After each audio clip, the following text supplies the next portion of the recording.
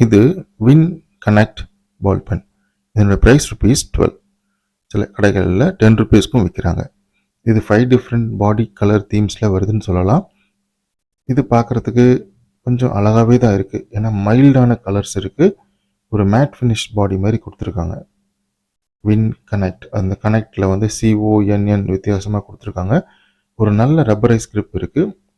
அது இருந்தாலும் ரொம்ப ஸ்லிம் கிரிப் மாதிரி தான் இருக்குது. பாடியை விட இந்த கிரிப் சைஸ் வந்து கொஞ்சம் சின்னதாக தான் இருக்குது.